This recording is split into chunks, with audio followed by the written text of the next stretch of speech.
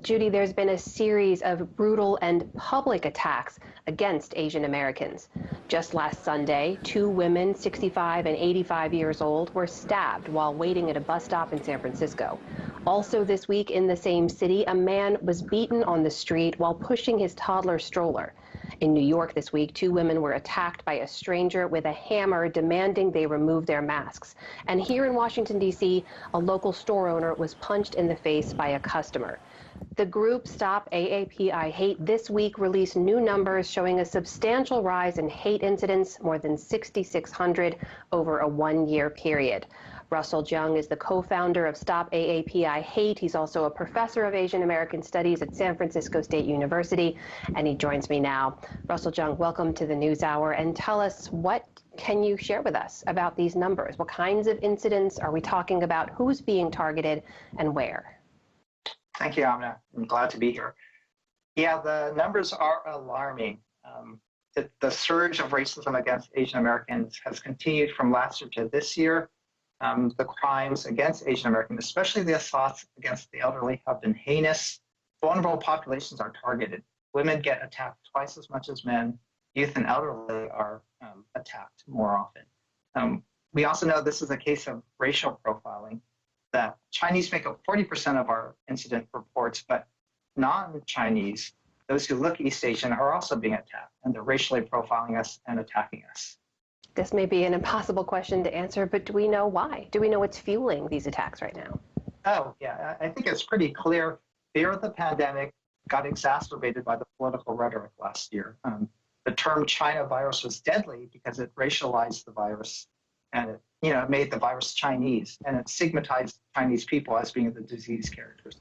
The other factor, though, it's a separate trend, is the crimes that we're facing. Asian Americans, especially in low-income areas, have always experienced high victimhood to crimes because of the neighborhoods that they live in, and that in all urban areas, there's been a higher crime rate because of the economic conditions caused by the pandemic. So the two trends are both, being conflated as hate crimes. So we know there has been some effort to try to address this increase at the federal level. We know President Biden has taken executive action at the legislative level. We know Congress has passed some related legislation. There's task forces, too, in major cities, right, to address this. But what else can be done to prevent the attacks from happening in the first place? Yeah, that's great. The steps you've discussed are actually hate crimes enforcement, police task force. But again, we want to prevent the crimes before they actually occur, right? And so for us to address the racism, we have to have ethnic studies to teach people about different racial groups and to develop empathy. We want to expand civil rights protections so that people who get harassed in stores, for example, are protected. And we want to improve community conditions where, violent crime erupts, especially the economic conditions and the resources provided to those neighborhoods. Russell, this week also saw the launch of TAAF, right, the Asian American Foundation. It's an unprecedented effort led by Sonal Shah with business leaders like Jerry Yang, the co-founder of Yahoo, Joe Tsai, the owner of the Brooklyn Nets, sports stars like Naomi Osaka and Jeremy Lin. They're putting $250 million into the community in an unprecedented way. Where does that money go, and what kind of difference does that kind of money make towards this effort? Yeah, I think it's a great effort, a needed effort. And again, it's an Asian American initiated effort because the broader community, other foundations have neglected us. Foundations we know have given just a small % of their dollars to the Asian American community, even though we, again, clearly have needs, clearly have low-income communities. So the Asian American community has had to take it on itself to fund itself. And then hopefully what the Asian American Foundation can do is multiply the dollars that they've seeded it with.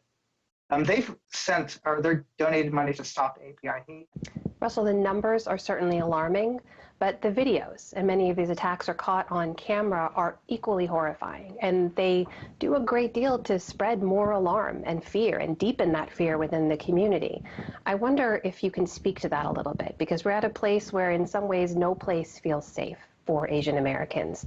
Have you seen that? Have you heard other people expressing that same sentiment? Yeah, I just felt chills as you mentioned that, how traumatizing it is and how much is creating a sense of fear and siege among the Asian American community. I know because we've been working with elderly and doing research with them, they're especially concerned and staying indoors for fear of their own safety. So this is a moment of crisis for the Asian American community. I can't underscore how it's created a sense of anxiety and distress. And for our youth, as they go back to schools, we're concerned for their that they may be bullied. So we really call on government now to really establish policies to address this racism in a comprehensive manner. That is Russell Jiang, co-founder of the group Stop AAPI Hate, joining us tonight. Thank you for your time. Thanks, Emma.